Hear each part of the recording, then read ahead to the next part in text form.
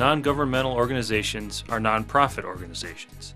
They may participate in income-generating activities, but they transfer this revenue backwards to their own activities. Income is not generated for profit. Non-governmental organizations do not have an organic link with the government. Most of their revenue is not from a permanent government source, and the government does not have any impact on its selection of mission and selection of managers. Non-governmental organizations have a democratic and participatory managerial structure. Managers are elected in a democratic way, not appointed. Budget management is also similarly democratic. Non-governmental organizations are transparent. Their budgets and annual reports are open to members and authorized persons to audit. Non-governmental organizations are generated by collective and volunteer initiatives. Civil organizations are formed by people with an amateur spirit, coming together as volunteers and with a collective concept of improving society.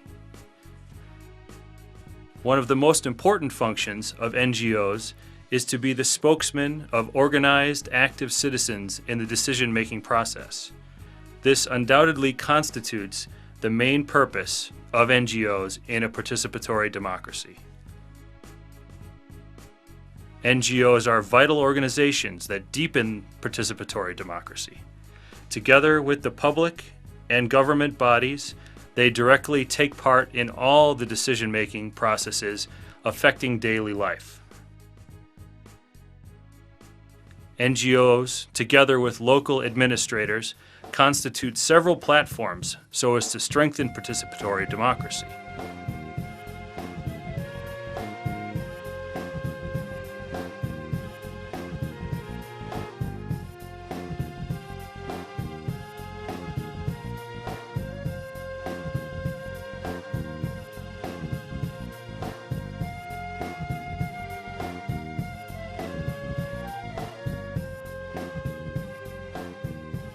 At the local level, municipalities are very important service providers. However, NGOs also make a contribution to social life at this level. Often, municipalities and NGOs collaborate on their work due to the nature of activities and civil initiatives. Bu platformun farklı aslında bu şekilde ortada konuşuluyor ve paylaşılıyor. Dolayısıyla kimsenin buradan ben çok daha büyük bir çıkar söz konusu burada aslında. Birlikte daha iyi bir kentte yaşama çıkar. Activities organised by the NGOs in Beyoğlu aim at working together for a more beautiful Beyoğlu. In 2004, these activities were transformed into a participatory platform, which included Beyoğlu Municipality and NGOs who functioned under the name of Beyoğlu Local Civilian Collaboration Platform. This platform aimed to incorporate individuals and institutions from all fields of civil society. Approximately 300 NGOs, academic and craftsmen from Beyoğlu were enrolled, working to achieve a common target. Beyoğlu platform invited all possible participants, uniting them to create a more beautiful Beyoğlu. 4 yılda 400 projemizden 40 ya da 140'ını gerçekleştirdik ama gerçekleştirmediklerimiz üzerine de aslında fikrimiz var. Niye yapamadık, niçin yapamadık, nasıl yapamadık? Beyoğlu'nun yerel yönetimde, işbirliği içinde ihtiyaçlarını öngören, belirleyen, bunları nasıl giderileceğini hesap eden bir kuruluşuz. Ve bunun için bizim toplantılarımıza ihtiyaç gördüğümüzde uzman kuruluş, kişi çağrılabiliyor. Ve yeni bileşenlerle, yeni bir toplamla bir iş üzerinden konuşma başlıyor bu sefer. Bence bu önemli bir şey. Yani sabit değiliz. Sabitler sabit ama her zaman bu toplamla iş sürdürmüyoruz. Beyoğlu platform worked together with municipalities in order to implement the commencement of projects and campaigns. These projects allowed for participatory democracy from the district to be united by their common interests at the local level.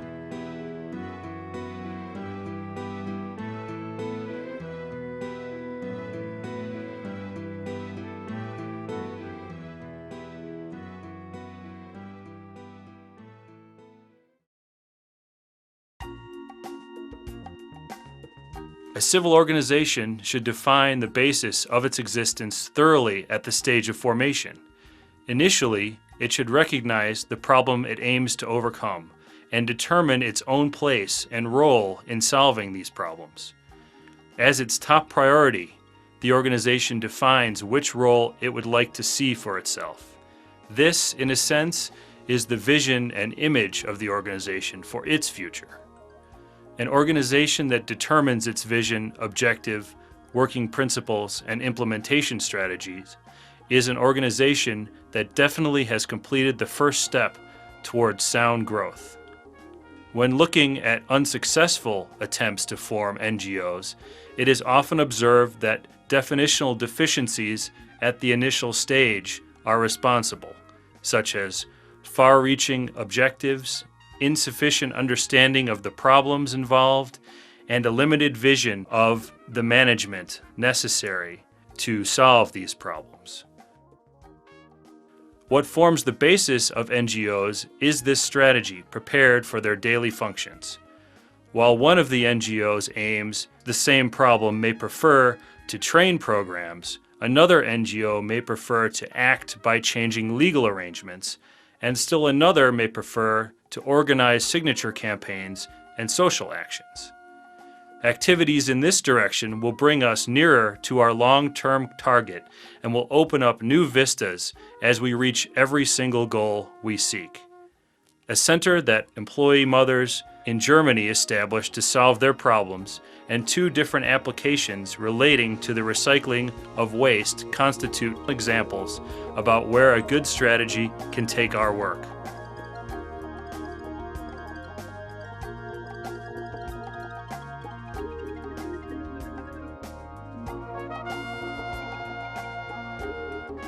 The idea behind the Mothers Centre was created to solve the problems of unemployed women who were isolated from social life.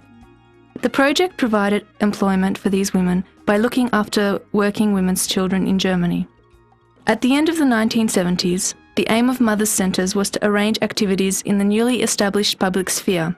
These new spaces aimed to provide an environment for women to gain social support. By providing support and training, such as language and computer courses, Mothers Centres aimed to eliminate unfavourable conditions caused by circumstances of modern life. The benefits of such projects were that they provided work opportunities as well as self-improvement and confidence for the mothers. Ministry of Family supported the Mothers Centres by helping establish them in 3 different provinces in Germany. By 1990, the Mothers Centres had 750 centres in 15 countries, which marked the overall success of the organisation.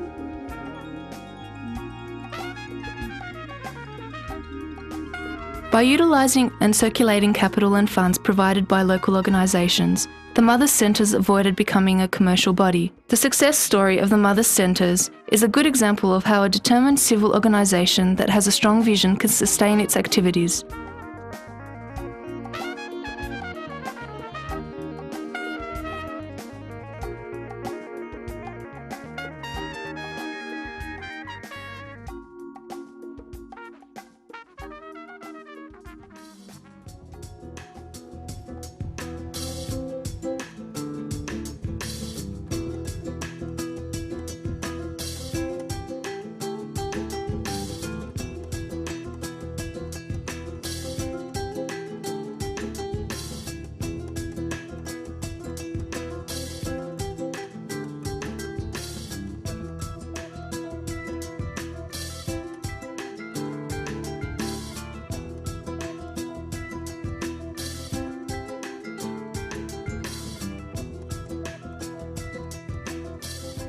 In 1992, Environment Protection Association initiated a project run by volunteers. Its main target group was low-income young women living in Mokattam district in Cairo. The idea of the association was to look for permanent solutions for women's economic and social problems, whilst also finding a solution to the environmental problems.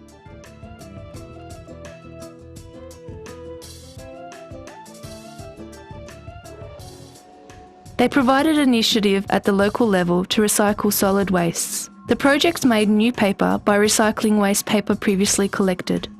This project reached to a self-sustaining level of 40,000 revenue in 2003. This provided its success.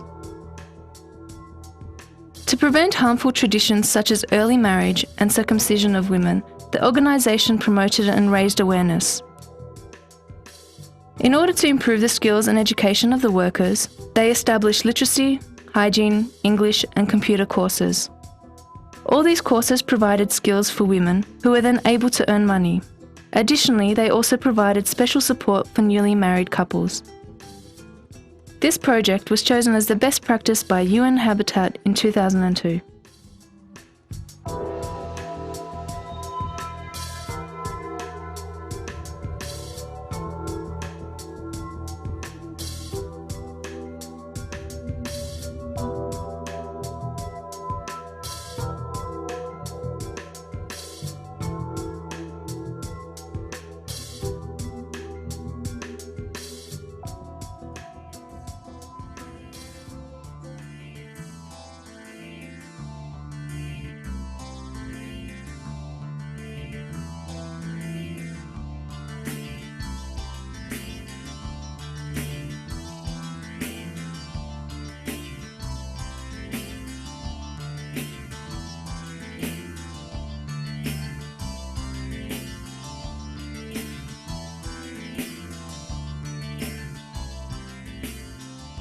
Recycling of solid waste is considered as a difficult problem in developing countries. There are numerous difficulties in terms of social as well as economic conditions for the workers employed in this informal sector.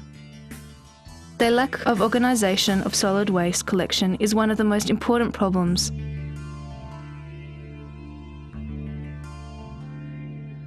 In 1989, a group of waste collectors established an organisation called Waste Collectors Cooperative in San Pablo. The aim of this cooperative was to solve problems in solid waste collection systems permanently.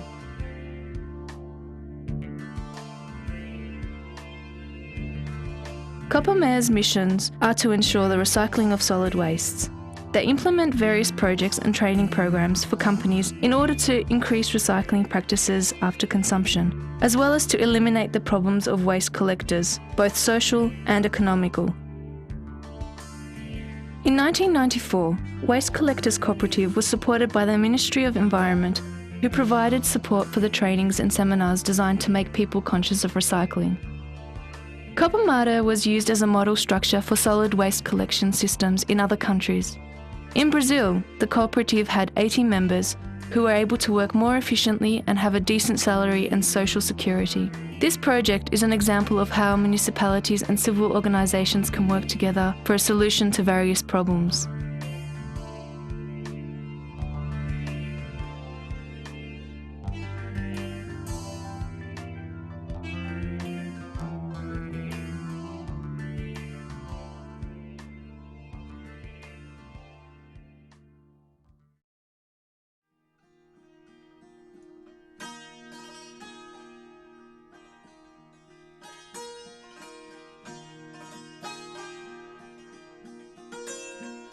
NGOs involve serving society and being non-profit in their nature. Although it is a non-profit organization, an NGO still has to provide pecuniary resources. In other words, to draw income in order to sustain its existence and carry out its activities and attain its objectives. These revenues, however, must always remain an instrument and never become an objective of NGOs. An alternative camp project being implemented by the Alternative Life Association is an ideal example of when a professional approach and volunteerism come together. It then becomes so easy to find resources and to carry out a successful project.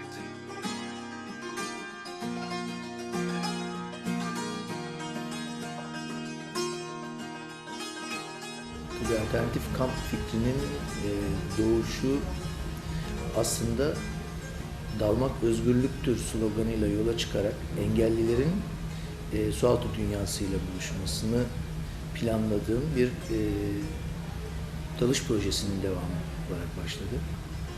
Sadece bir sporun teknik özelliklerinin engellilere uygun hale getirilmesinden çok bütün bir engellilik sosyal olgusunun çözümüne yönelik toplumsal dönüşümün bir parçası olarak dalış ve sporu tercih etmiştim. Bu yüzden de altyapısını gönüllülük ve ücretsiz olma temeli üzerine oturttum çalışmanın. Yüzlerce değişik engel grubundan arkadaş bu çalışmalara katıldı.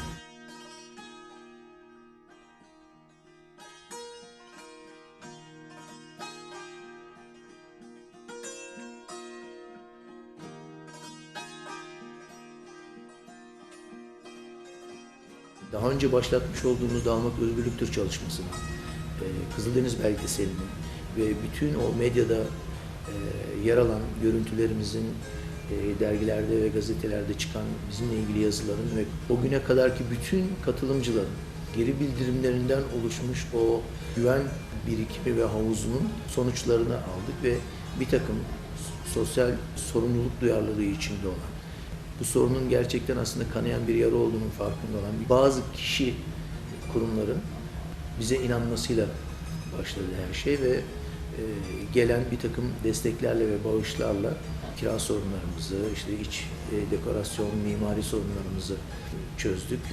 Ve hepsi çok kendi içerisinde bir sürü sancılı süreçleri ama çözüldüğü zaman da çok büyük sevinçleri oluşturan aşamalardı.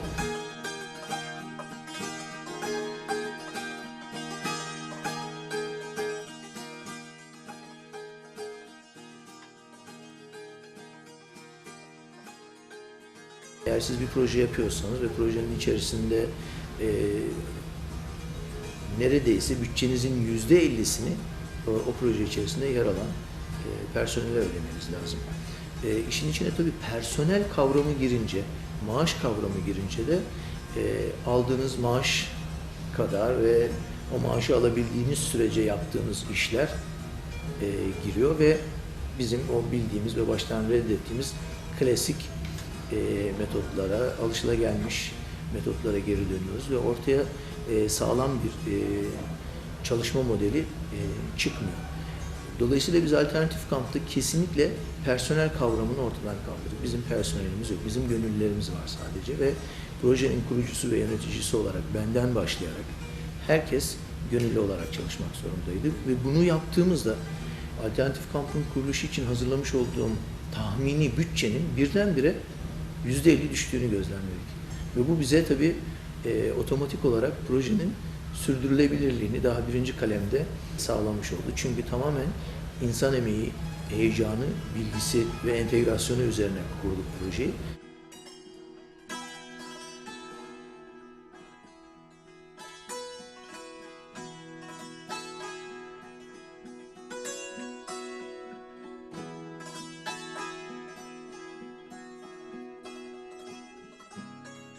Bütün projenin sürdürülebilirliğini de bir yandan engelleri ücretsiz ağırlayarak, bir yandan gönüllü potansiyeli üzerine kurgulayarak sadece bir konaklama ve de ihtiyaçlarının giderilmesi noktasına düşürdüğümüzden sponsorluk arayışlarımız ya da destek arayışlarımız kolaylaştı bizim.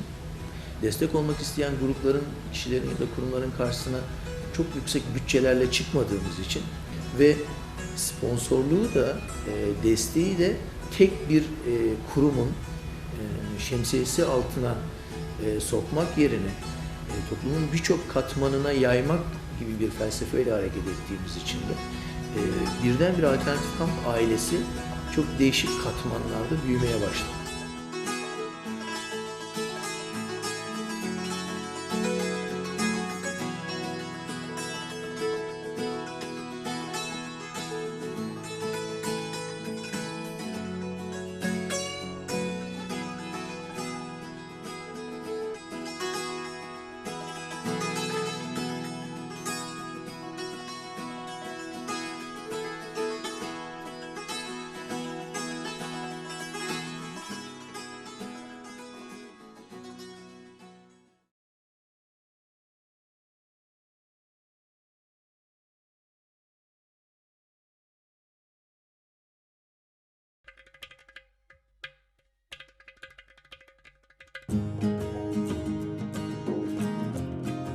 NGOs must design their activities as a step towards the world of goodness.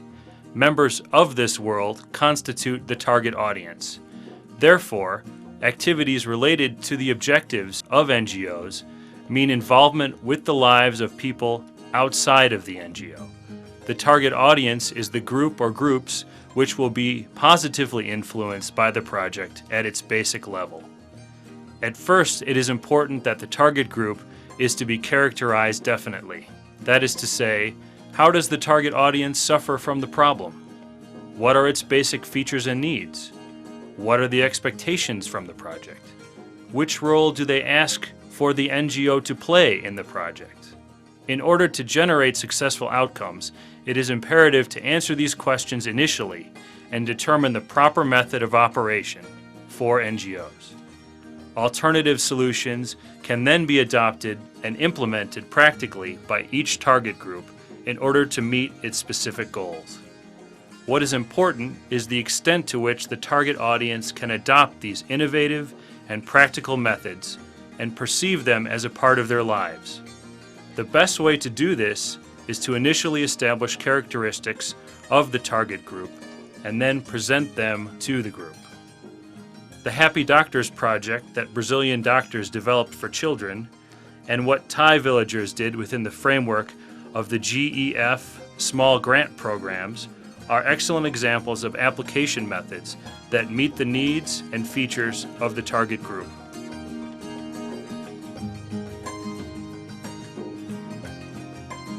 In 1991, a hospital in Rio de Janeiro invited a theatre artist named Wellington Nogueira to organise an activity for the children in hospitals. Nogueira played with the children all day, visiting each bed while dressed as a buffoon. The effects of these joyous games on the patients were so positive that other hospitals started to offer work for him. This is how the Happy Doctors projects evolved, involving numerous street and theatre artists.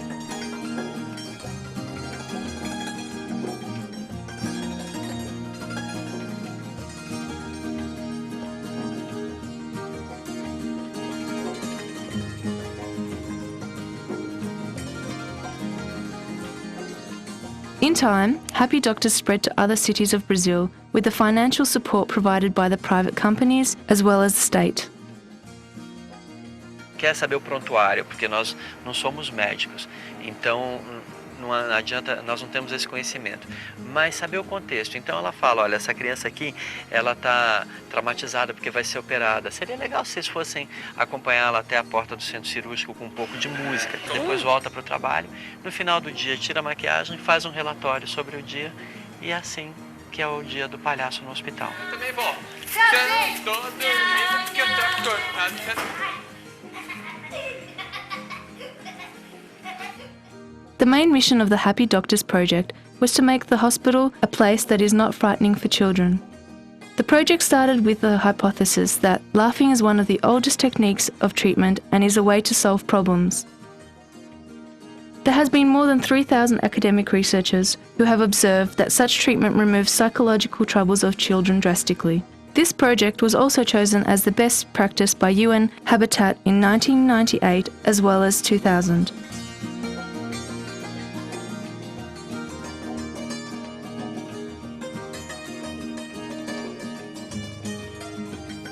The project now comprises of 37 buffoons and 20 professionals who work and do workshops and education studies with 800 doctors and health workers.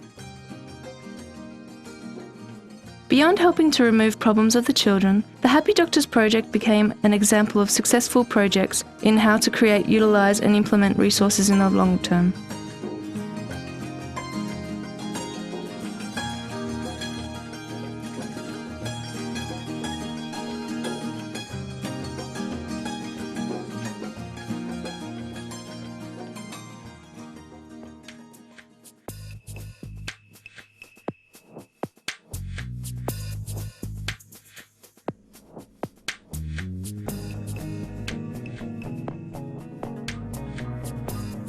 Population growth and corresponding consumption have increased over the years, putting pressure on natural resources to a dangerous level. For this reason, society should take some measures to mitigate the negative effects of their development.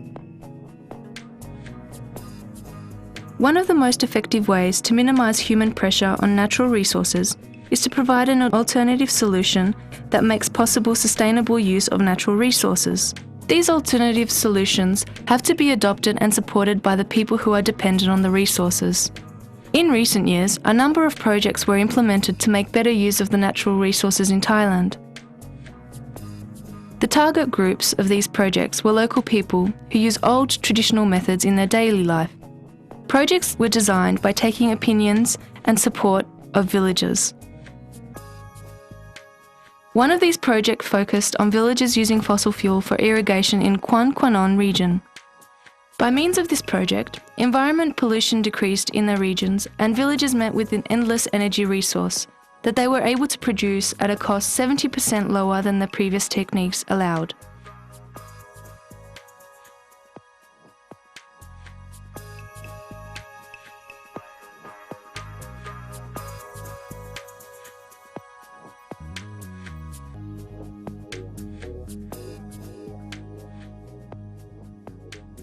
Another project focused on cooking techniques.